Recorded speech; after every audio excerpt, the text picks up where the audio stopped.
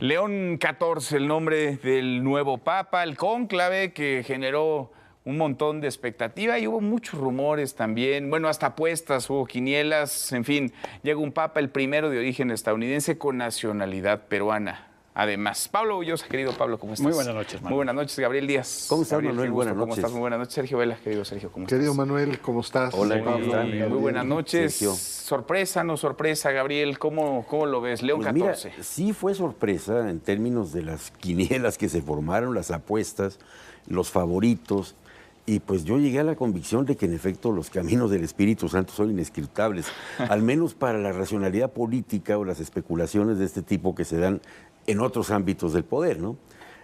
No estaba en mis top 20, déjame decirte. ¿Eh? ¿De plano? De plano. Yo había considerado los favoritos a Parolín, a Tagle, a Zuppi, pero jamás, Prevost jamás pensé. Una de las razones por las cuales me sorprendió. Pero además déjame decirte que al asumir el primer discurso que hizo en la Plaza de San Pedro ya, déjame decírtelo en términos teológicos, me cayó muy bien. Me cayó muy bien el Papa. Porque, ¿sabes qué? Le vi una actitud tan humana, estaba nervioso. Sí, Estaba conmovido, emocionado, muy estaba conmovido, hasta las lágrimas. Sí. Exactamente. Entonces, esa actitud a mí me encantó de este hombre, ¿no? Y a medida, bueno, que se empezó a revelar quién es, de dónde viene y todo lo demás, pues a toro pasado uno dice, pues sí, era lógico. Sí, era hace lógico sentido que era cuando uno revisa que el perfil, satisface claro. a las partes de la iglesia que aquí dijimos en los programas anteriores, ¿no? No creo que los tradicionales, los tradicionalistas estén en desacuerdo con él, no creo que los progresistas sean capaces de rechazarlo.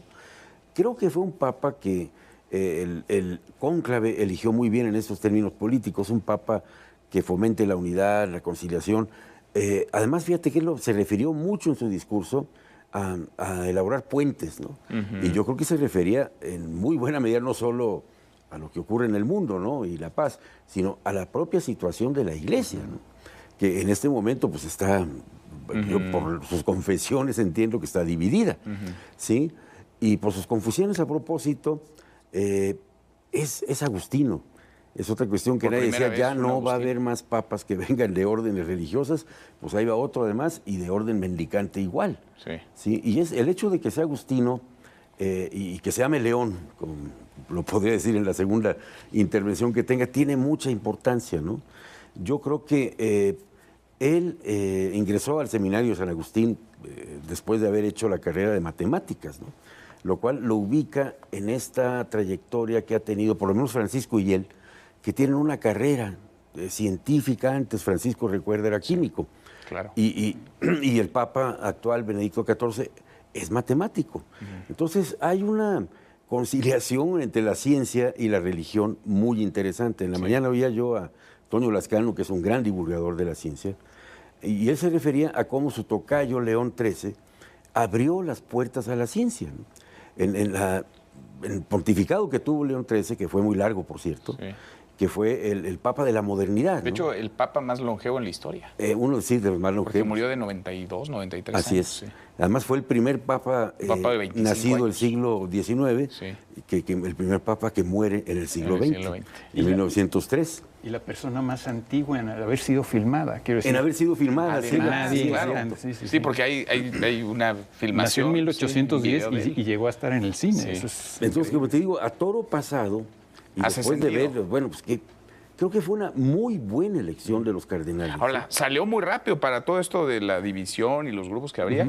En la cuarta votación, la tercera de ayer, pero la cuarta votación del cónclave. O sea, salió relativamente rápido. Pues eso significa que había un consenso importante, yo creo que bastante pronto en torno a él. Y eso me lleva también a creo que como medios hemos fallado muchas veces en estos tipos de pronósticos. Yo creo que son pronósticos que todos repetíamos. Sin, digamos, nadie hizo una encuesta, nadie fue a preguntar a los cardenales previamente cuál era su favorito. O sí, pero no decían, ¿no? Pero nosotros no lo hicimos y de todas formas dábamos por favoritos a muchos, ¿me explico? Eso es lo que voy, que creo que repetimos muchas cosas y tratamos de adecuarlo todo a nuestra realidad, que es la realidad que vimos, está muy bien. Pero creo que la Iglesia debe vivir y vive también en una realidad trascendente, distinta.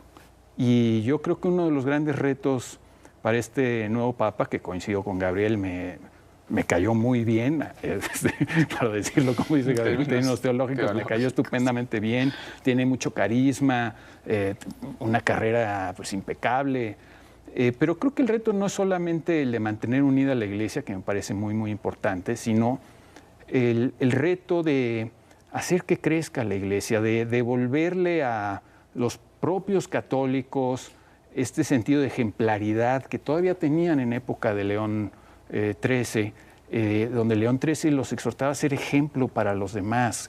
Y León XIII recordaba también en esa encíclica y en otros escritos, en la famosa encíclica Rerum Novarum, de las cosas nuevas, recordaba que los cristianos se habían hecho grandes mostrando un ejemplo de buena vida a los demás.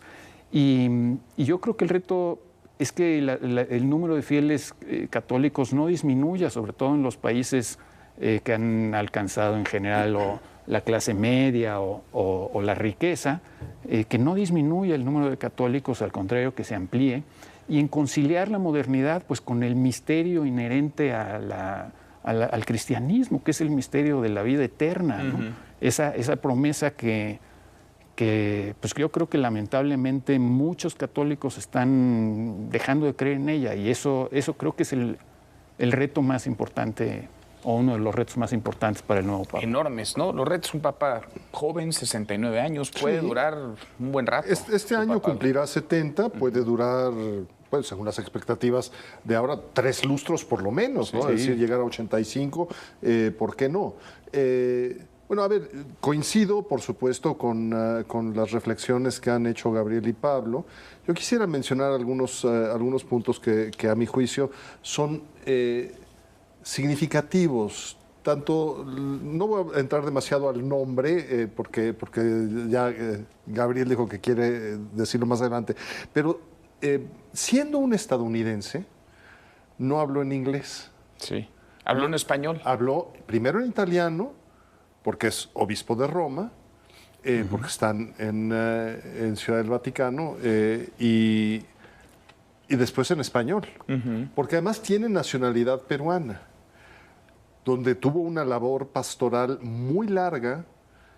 Al ser justamente miembro de una orden y una orden mendicante, tiene también esta labor misionera, lo cual lo ha acercado a realidades sociológicas que seguramente por ahí viene también parte de la adopción del nombre, aunque no resisto la tentación de aludir al primer León, al León Magno, al León el Grande, que fue el Papa que en 452 detuvo a Atila a las puertas de Roma. Pero bueno, quizá también tenga ese valor simbólico.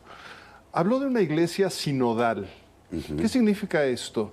Significa un sínodo, que se discute mucho la etimología, pero todo parece indicar que significa caminar juntos, traspasar el umbral juntos. Un sínodo implica la reunión de obispos, pero se suelen distinguir aquellas reuniones que han sido convocadas por un papa para que sean los concilios ecuménicos, frente a los sínodos que tienen un carácter quizá menos formal. Pero al mismo tiempo, la idea de una iglesia en que participa una colectividad y no una autoridad vertical, conlleva la inclusión de diáconos, de consagrados y de laicos. Es decir, el mensaje es que los cristianos tienen que trabajar juntos. Frente a un papa como el Papa Benedicto XVI, que era claramente un teólogo, un hombre de reflexión, un hombre de ideas, y frente a un pastor volcado incluso a símbolos, a mi juicio, un tanto panfletarios también, como el no vivir en el Palacio Apostólico, quizá incluso el hecho de no haber querido ser enterrado bueno, San su propia Pedro. vestimenta, por Su ejemplo, vestimenta. que hay un contraste ahora Hay un contraste. con Leo XIV, que Es a lo retoma, que voy. digamos, esa Justamente creo que si bien hubo una serie de menciones al Papa Francisco en la primera alocución de León XIV, antes de la bendición Urbi et Orbi, creo que Gabriel lo mencionaba, no es una persona que se ubique en el extremo del progresismo a la manera de Zuppi o quizá incluso Parolin, que hubiera parecido quizá demasiado inclinado hacia una tendencia, pero tampoco está a favor, como sería el caso del cardenal Sara de Guinea o el cardenal Erdő de Budapest, inclinado hacia retraerse y apertrecharse, porque digamos que la Iglesia en este momento se debate entre guardar sus principios apertrechada frente a una realidad que resulta acosante, la laicidad, la separación de Iglesia y Estado desde finales del siglo XVIII, la Revolución Francesa, paulatinamente se fue imponiendo. Y es una realidad política mayúscula hoy en día. La pérdida del orden religioso en la vida cotidiana. Sí. Entonces, hay quien prefiere que la Iglesia se apertreche y defienda sus principios y hay quien prefiere adaptarse y extenderse. Y aquí parece que encontraron un punto medio. Y parece ser un punto... Parece ser un hombre prudente. Esa simpatía que comparto también, que se le veía pues la necesidad de tragar grueso porque estaba a punto de llorar. ¿Sí? Porque era muy impresionante la reacción. Y al mismo tiempo se convirtió en un círculo virtuoso porque su propia conmoción suscitó aún más simpatía. Pero ante todo parece ser un hombre templado, prudente. Por una carrera meteórica en términos, hace un par de años no era ni cardenal. No, cardenal desde 2023. Pues parece que también el Papa Francisco ahí le había echado el ojo y lo puso en el radar, al menos de los otros cardenales electores. Sí, yo mencionaba lo de los leones, ya mencionaba a León Magno Sergio, que detuvo a Atila. León III fue el que coronó a Carlomagno, todavía en Roma. Entonces, digamos, la comunidad universal laica del poder de Carlomagno, el Sacro Imperio Romano, y contra la Iglesia, ¿no? Se empezaba ya a vislumbrar estas cuestiones entre el poder político y el poder eclesiástico en la Alta Edad Media, ¿no? El otro que me auxilió aquí, mi hermano Miguel, a quien agradezco, León X, Medici. León X fue un papa, al parecer, bastante frívolo, pero fue un gran mecenas, ¿no? Él fue el gran florecimiento de Miguel Ángel, Leonardo, etcétera, de esa fase del Renacimiento tan importante. Pero también tuvo otros. Pero sobre todo León XIII, ¿no? Sí. Que yo creo que eligió en buena medida a León XIII porque León XIII hizo un movimiento de acercamiento con la Iglesia norteamericana. Y eso permitió hasta una expansión de los fieles católicos en los Estados Unidos. Y este papa, aunque no habló en inglés en el inaugural, después en la misa sí. Hoy en la misa, es norteamericano, es un papa gringo. Bueno, ayer para ellos. Y yo creo que debe haber reconocido en León XIII este hecho de que influyó en la expansión del catolicismo en los Estados Unidos, ¿no? Además de que León XIII para su época, acabamos de decir que murió en 1903, y en las encíclicas que mencionaron aquí Sergio y Pablo, pues es el Papa de la modernidad, ¿no?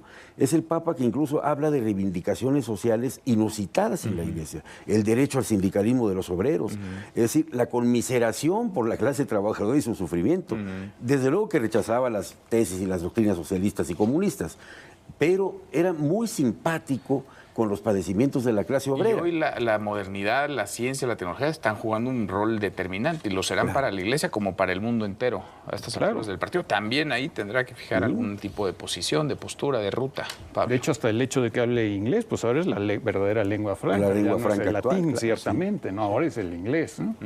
Yo quiero recomendar que si tienen interés en esta encíclica que ha sido tan citada de León XIII, recuérdame, Rerum Novarum, la consulten. Yo la leí hoy en la mañana. Es una lectura muy interesante. Hace una defensa férrea de la propiedad privada. Explica que aquellos que se oponen a la propiedad privada intentan redistribuirla, solamente van a arruinar la vida de las personas, como ha ocurrido una y otra vez Bueno, y en sigue todo el ocurriendo, mundo, cuando se ha hecho y sigue ocurriendo en Ahí algunas habló partes ex del mundo. cátedra el Papa León XIII. Sí. Sí, De infalibilidad. Sí. Y curiosamente, otra cosa acerca del sindicalismo, sí, no usa la palabra sindicato, dice organizaciones de los obreros, asociaciones, pero recalca también que son voluntarias. Está en favor de esas acciones voluntarias y muchas Y veces... por preferiblemente desgracia- católicas. Ah, no, siempre católicas. Siempre católicas. Sí. Sin el preferiblemente. Ahora, el cónclave pero voluntarias es muy importante. Es muy porque- importante. No, bueno, sin Porque duda. ahora el sindicalismo que predomina no es tan voluntario. Y queda, digamos, como estela esta semana, el simbolismo, la tradición, Sí. que esa se mantiene, pues prácticamente. Porque funciona. intocable maravilla, en la ¿no? Iglesia Porque Católica. funciona. Sí. A ver, Sí. no ha habido, al menos no en tiempos recientes, no en siglos recientes, discusión sobre la legitimidad de un papa. Es decir, los cardenales, cuando eran 19, cuando eran 24, eran 24, después eran 50, después, bueno, han Llegaron llegado a ser 100. creo que solo 7 en algún momento. En algún los que eligieron momento, al sí. Papa. Y ahora fueron 133 de 135.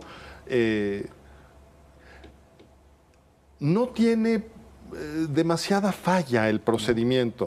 El procedimiento está muy bien pensado. Y a diferencia del comité del Premio Nobel de Literatura, que 50 años después ya abre sus archivos, aquí no se abren archivos porque no hay archivos. Porque Todo las se quema. papeletas se queman. Nervios, sí. Hay humo porque algo se está quemando. No nada más lo que crea el color blanco o el negro, la oscuridad o la claridad. No, son las papeletas de las votaciones. Entonces, no queda un testimonio justamente para no subrayar la discordia o la falta de entendimiento que pudiera haber. Yo preveía que quizá fuera un poco más largo. Lo platicábamos la semana pasada. Habíamos dicho que quizá hoy no hubiéramos hablado de los papas, pero bueno, fue en la cuarta votación. Fue relativamente rápido, claro. Está dentro de los promedios y parece ser que estos consensos se construyen descartando posiciones extremas. Y al final de cuentas, como Pablo ha mencionado en un par de ocasiones cuando hemos hablado de las tendencias dentro de la Iglesia, dice, sí, pero no olvidemos que sigue siendo Iglesia Católica, por supuesto. Claro. Pues hay una serie de elementos los márgenes, ahí están. doctrinarios, teológicos, que siguen siendo conservadores por su propia naturaleza. Tal cual. Pues ha sido muy interesante seguir este muy proceso. Interesante y muy emocionante. Muy emocionante. Generó enorme expectativa. Muy buena cobertura de nuestros compañeros. Muy buena cobertura de todos. Sí, la verdad, quienes han estado allá, acá. Gracias. Al contrario, Pablo, Gabriel. Manuel. Muchas gracias, querido Sergio. Gabriel. Buen fin de semana, acá nos vemos el lunes. Pásela muy bien.